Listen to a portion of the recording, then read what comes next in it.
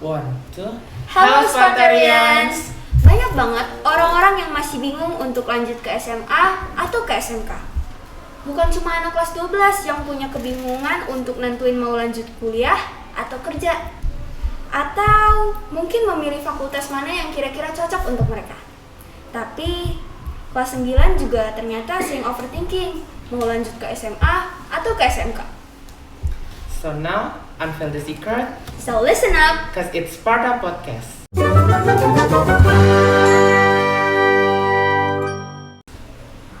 Masih banyak loh orang-orang di luar sana yang berpikir kalau kita masuk SMK gak akan bisa tuh yang namanya masuk kuliah. Padahal nih ya, banyak banget peluang untuk memasuki dunia perkuliahan maupun dunia kerja. Kesempatannya jadi double kan guys? Dan udah banyak banget nih alumni SMKK BPK Penabur yang telah diterima di PTN maupun PTS terbaik di Indonesia. Wah, hebat banget kan mereka? Dan satu yang harus kamu tahu, anak-anak yang telah masuk SMK sudah dibekali dengan keahlian sesuai dengan jurusan yang mereka pilih. Banyak banget jurusan yang ada di SMK, seperti pariwisata, tata boga, perhotelan, tata busana, dan lain sebagainya. Dan SMKK BPK Penabur Bandar Lampung juga memiliki salah satu jurusan terkeren loh, yaitu akuntansi. Dan di sini kita sudah bersama dengan salah satu alumni SMKK BPK Penabur Bandar Lampung yang telah lulus sebagai salah satu siswi terkeren nih. Selamat pagi Cek Faiti. Halo, pagi. Sebelumnya makasih banyak ya udah mau luangin waktu jauh-jauh dan pagi-pagi untuk datang di podcast kami ini. Sebelumnya boleh dong Cece kenalan diri Cece untuk para Spartarians yang lagi dengerin podcast ini. Halo, nama saya Faiti Kristi, saya alumni SMKK BPK Penabur. Kesibukan Cece sekarang ini apa sih Ce? Saat ini sih Cici ngajar akuntansi, jadi buka kursus gitu namanya Faitis Course. Dan motivasi Cici untuk masuk SMKK BPK Penabur Bandar Lampung nih apa nih Ci? Untuk kalau kenapa Cici milih SMK-nya sih, karena supaya Cici nanti seandainya nanti setelah lulus SMK ini mau kuliah, Cici tetap bisa kuliah.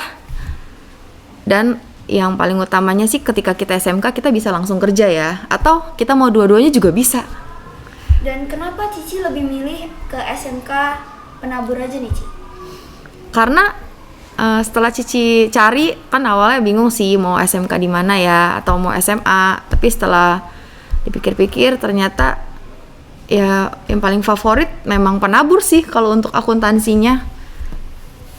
Nah, selama Cece di SMK nih pasti banyak dong pengalaman-pengalaman yang menarik. Boleh dong ceritain mungkin satu atau dua pengalaman menarik Cece yang ada di BPK Penabur ini. Pengalaman menarik Cici pasti banyak banget ya. Menyenangkan sekali sekolah di SMK BPK Penabur ini. Salah satu pengalaman yang menarik itu Cici dapat juara 1, peringkat 1 ujian nasional se-Provinsi Lampung. Terus pernah apa lagi ya? Oh iya, waktu kelulusan, waktu graduation, Cici dapat peringkat 1 terbaik se BPK Penabur SMK. Kalau boleh tahu, Cece mulai dari kelas berapa sih mulai ikut lomba-lomba akuntansi itu? Kayaknya kelas 8 semester 1, kalau nggak kelas 7 deh, semester 2. Akhir-akhir gitu. Keren banget ya. Dan Cici di sekolah ini pernah mewakili beberapa lomba ya? Spill dikit dong, lombanya apa aja nih? Pernah. Pertama pernah yang paling bergengsi menurut Cici sih waktu itu lomba ya di Bogor. Itu lomba akuntansi dalam acara Accounting National Championship. Itu tuh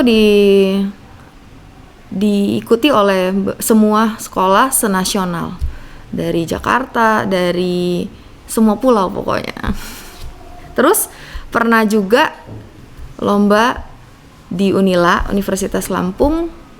Itu lomba akuntansi juga, Cici ikut yang LCT-nya. itu lomba sesumbaksel gitu. Nah, Cece kan sering ya ikut lomba-lomba. Ada nggak sih cara belajar khusus sebelum Cece menghadapi lomba-lomba tersebut?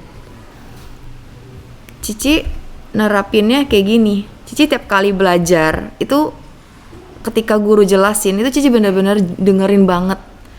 Nanti setelah mau ulangan itu baru Cici ambil poinnya, intisarinya, baru dari poin itulah Cici pelajarin lagi. Jadi buat kesimpulan dulu baru pelajarin lagi. Nah dari situ kita got the point. Jadi nanti mau ulangannya keluar bagaimanapun, karena ulangan dengan latihan suka beda ya. Kayak latihan dikasih soalnya begini, tiba-tiba ulangan maksudnya sama, but bahasanya yang berbeda. Nah kita ngerti ketika kita udah memahami itu. Kita kan sebagai mahasiswa nih kadang kalau belajar tuh suka ngeblank atau ngantuk gitu. Mungkin kejadian-kejadian itu kan membuat kita ketinggalan pelajaran gitu. Kalau seandainya Cece pernah nggak sih ngalamin kejadian itu? Oh tentu saja pernah ya. Ya saat itu kalau misalnya kita ngantuk nggak apa-apa, jangan dipaksa. Kalau dipaksa malah hasilnya tuh nggak bagus. Jadi nggak apa-apa, biarin aja, tinggalin aja dulu. Nanti ketika kita udah kelar, ya udah kita kejar tuh materi itu, tanya teman, tadi belajar apa sih gitu. Cece pernah nggak kadang curhat ke guru tentang kendala-kendala yang Cece alami selama belajar akuntansi ini sih? Nggak ada sih, nggak ada kendala sih, karena memang guru penabur memang terbaik sih ngajarnya sampai ngerti, jadi nggak ada yang kendala sih. Oke lanjut. Dengar-dengar Cici pernah mewakili menjadi mahasiswa pertukaran pelajar nih. Coba boleh bagiin dong pengalamannya. Iya betul, waktu itu saat Cici kuliah di IB Dharma Jaya, Cici dapat kesempatan pertukaran pelajar, studi exchange gitu ke Taiwan. Itu selama 1 semester, jadi kayak selama 1 semester tuh kita dikasih kesempatan buat merasakan kuliah di luar negeri. Yang ngikutin itu sama skripsi sih saat itu. Boleh tahu dong biayanya itu dari mana ya? Kebetulan saat itu kan seleksi dulu ya. Waktu seleksi itu ketika kita lulus ada yang dapat beasiswa dari kampusnya, ada yang enggak gitu. Kebetulan puji Tuhannya kemarin itu waktu Cici tes wawancara yang diadain oleh kampus, Cici dapat beasiswa. Tapi nggak semuanya uang dari beasiswa itu, kayak pakai uang pribadi juga gitu. Kalau boleh tahu Cece kuliah di mana, Cece? IB Dharma Jaya. Itu cara Cece bisa ikut study and exchange itu emang event dari sekolah atau Cece cari-cari sendiri gitu, Cece? Oh memang itu acara itu program dari kampusnya setiap tahun. Memang ada beberapa negara, bahkan sampai saat ini ada 8 kalau nggak salah. Di sana Cici tinggal di mana, Ci? Cici di situ tinggal di asrama. Oh, jadi sama teman-teman yang emang dari Dharma Jaya atau gimana? Iya benar, ada yang dari Dharma Jaya juga 3 orang. Terus ada juga yang dari Jakarta, ada juga yang dari mana-mana, itu kayak gabungan semua gitu. Tapi Indonesia juga banyak gitu, Jawa, Jakarta dan lain-lain. Cece selama di sana pasti dapat teman-teman baru kan ya, Ce? Iya. Itu komunikasinya lewat bahasa apa, Ce? Oh, Inggris. Karena kalau bahasa mereka nggak ngerti, bahasa Cici nggak ngerti. Memang bahasa nasional kita Inggris kan ya. Karena penting ya Inggris itu berarti. Sebelum ke Taiwan untuk study and change pasti ada kan yang namanya persiapan untuk kuliah di luar sana. Itu gimana sih? Waktu karena negara tujuan Cici Taiwan, jadi saat itu sebelum 2 bulan sebelum kita berangkat ke Taiwan, kita tuh kayak ada belajar mendalami bahasa mereka, bahasa Mandarin. Terus nggak lupa setiap sore kalau nggak salah, sore sampai malam tuh selalu ada kita harus ke kampus, kita belajar bahasa Inggris juga, kayak di improve lagi Inggrisnya gitu. Selama di sana, Cici pulang nggak selama 1 semester itu untuk balik ke Indonesia gitu? Oh tidak dong, menikmati Taiwan. Pengalaman seru di sana ada apa aja, Ci? Di sana, Cici ikut lomba di situ, ikut lomba nari, nari tradisional Indonesia gitu, tarian Lampung. Lanjut, jadi setelah Cici lulus dari sekolah ini, Cici langsung lanjut kuliah atau lanjut kerja? Waktu lulus SMK itu Cici langsung sempet galau sih, ya bingung ya. Cita-cita Cici sih pengennya kerja di KAP. KAP tuh kantor akuntan publik. Pengennya sih di Big Four ya. Big Four tuh ya kayak Deloitte dan lain-lain yang cita-cita semua orang akuntan lah pasti di situ. Tapi saat itu Cici pergumulan sama Tuhan, bingung gitu kan mau milih mana, mau kerja atau mau lanjutin ini usaha Cici ini. Sebenarnya dari dulu nggak ada kepikiran buat jadi guru, jadi seorang guru tuh nggak ada. But di saat itu tuh murid Cici tuh udah banyak, kayak sayang banget sih gue ninggalin murid kayak gitu demi itu. Setelah dipikir-pikir, setelah dapat masukan dari orang-orang, bahkan pendeta Cici sekalipun, nah dari jawaban pendeta itulah Cici kayak ini mungkin jalan Tuhan. Jadi Cici melanjutkan usaha Cici Vitis Course. Jadi Cici ngajar grade berapa aja nih, Cici? Cici ngajar anak SMK, SMA, pokoknya yang ada akuntansi gitu, kuliah. Bahkan kalau misalnya dia udah lulus kuliah atau SMK, dia mau memperdalam lagi akuntansinya, lupa gitu akuntansinya, itu boleh les sama Cici. Nah, ini aku penasaran banget nih, Cici. Kenapa sih Cici milih untuk buka course? Kenapa nggak coba kerja atau gimana gitu, Cici? Karena menjanjikan ya.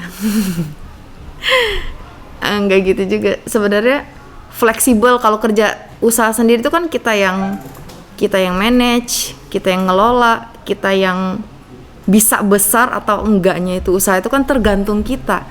Jadi Cici lebih milih kerja sendiri sih, jadi kayak fleksibel juga waktunya. Untuk awal buka course ini, kenapa sih, Cek? Ada yang minta ajarin kah? Atau emang niat dari diri sendiri gitu? Nah, ini pertanyaan yang lucu banget bagi Cici. Itu kayak pengalaman. Jadi waktu itu Cici kelas 12 di SMK Penambur. Jadi ada salah satu anak kelas 10 yang ngechat Cici. Memang kenal gitu kan. Cici buka les akuntansi ya? Cici bingung dong. Hah? Enggak, kata Cici gitu kan. Oh, aku pikir Cici ngajar akuntansi. Ini benar-benar awal mula terbentuknya Vitis Course. Enggak. Terus dibilang, oh Cici buka aja tau Ci les akuntansi. Pasti banyak yang mau, kata dia gitu kan. Karena kan Cici suka lomba-lomba kan, Cici pinter, Cici gini gitu-gitu kan. Nah dari situ jadi kayak, oh boleh juga ya ngajar ya, lumayan duitnya. Jadi waktu itu konsultasi ke mama, mah masa ada murid Viti yang nanya ngajar apa enggak. Terus dari situ kayak mama bilang, ya udah ngajar aja. Nah dari situ ya udah, karena dia juga pernah bilang, Cici buka aja ngajar, nanti aku bantu promosi kalau masalah murid, kata dia gitu. Ya udah saat itu masih BBM ya. Ya udah Cici confirm ke dia, Cici mau buka les lah. Ya udah dari situ dia nge-broadcast BBM ke kontak-kontak dia. Nah dari situ awal mula murid Cici cuma ada 2. Bulan pertama 2 orang. Terus continue tiap bulan tuh selalu naik aja gitu. Ada aja, mungkin karena harga Cici yang masih standar banget. Terus mungkin cara ngajar Cici yang menurut mereka enak. Jadi dari situ mulut ke mulut sampai saat ini. Jadi ada kunci sukses gak sih di balik VT Course itu? Kunci suksesnya ketika kita memutuskan untuk kita mau usaha. Cici kan memutuskan nih untuk usaha bukan kerja. Ya, kita harus setia sih pada pekerjaan kita, disiplin dalam pekerjaan kita. Jangan pernah ngurangin kualitas kita, jangan males-malesan untuk anak itu nggak ngerti, yaudahlah bodo amat lah, nggak boleh gitu. Kita tetap harus bimbing dia sampai ngerti. Itu gimana caranya? Orang yang nggak ngerti bisa ngerti, kita ajarin. Karena bagi Cici nggak ada orang yang bodoh, hanya mereka butuh lebih aja diperjelas oleh pembimbing gitu. Nah, tadi kan Cece kuliah sambil bekerja gitu kan, Cece. Pasti manage waktunya susah banget dong. Cece ada tahap-tahap sendiri nggak untuk memanage waktu Cece sendiri? Kalau manage waktu tuh Cici kan kuliah sambil kerja, jadi kayak anak-anak itu selalu ada jadwal baru. Mereka ngikutin jadwal Cici sih. Misalnya Cici nyusun KRS nih semester ini, jadwal Cici begini. Cici kasih tau ke murid Cici. Jadi mereka lesnya di jam-jam sela-sela kosong-kosong kuliah. Jadi Cici kuliah tuh bener-bener kupu-kupu, kuliah pulang, nggak pernah organisasi sama sekali. Bener-bener karena aktivitasnya ngajar, jadi full day kuliah plus ngajar. Nah, kan Cici sempat study exchange di China, di Taiwan. Itu yang ngeles diliburkankah atau bagaimana? Oh iya, waktu itu enggak, tetap berjalan. Cici punya asisten, jadi asisten tuh yang gantiin Cici. Saat itu kita kayak bukan online ya, karena mereka kayak dulu nggak percaya gitu mau online, jadi tetap offline. Cici ada murid Cici, asisten Cici, dia yang ngajar. Tapi sebelum dia ngajar tuh dia selalu fit call sama Cici, tiap malam Cici ajarin. Kayak nanti kamu ngajar ini ya, Cici jelasin, bener-bener ngajar kayak ngajar. Nanti dia tinggal nyalurin aja ke murid Cici itu. Jadi kan kata Cici tadi waktu selama Cici kuliah Cici nggak pernah ikut organisasi nih, karena karena kesibukan yang Cici punya kan. Tapi waktu Cici masuk di SMK, Cici pernah nggak sih masuk organisasi kira-kira seperti OSIS atau semacamnya? Enggak, tapi waktu tuh dipilih jadi OSIS kewirausahaan gitu. Nah, pasti manage waktu yang susah itu kan kadang kita ngerasa down atau kayak males dan pokoknya ngapa-ngapain males lah ya. Itu Cece biasanya ngapain sih untuk naikin mood Cece sendiri? Bener banget, namanya kita melakukan pekerjaan yang rutinitas terus itu pasti ada titik di mana kita bosen ya. Ya Cici sih kalau untuk ngatasin itu kayak healing jalan-jalan gitu di weekend. Dan sekarang nih Ci, yang terakhir, pesan buat Spartarians dong yang lagi dengar podcast ini. Pesannya adalah ketika kalian nanti memilih untuk kuliah atau kerja atau berusaha, lakukan itu dengan segenap hati kalian, dengan sungguh-sungguh, dengan setia. Lakukan itu seperti untuk Tuhan gitu. Wah, luar biasa banget ya perjalanan CFIT ini. Dan bisa jadi inspirasi buat Spartarians yang lagi pada dengerin ini. So, sekali lagi thank you ya Ce, udah mau ngeluangin waktunya untuk buat ngobrol di podcast ini. Thank you juga. Dan ngomong-ngomong, September udah awal pendaftaran loh. Gelombang 1 jadi lebih murah. Dan jangan lupa untuk tunggu update dari kita karena akan ada banyak episode baru yang menanti kalian dan yang pastinya seru-seru banget nih. And it's time to turn off the light.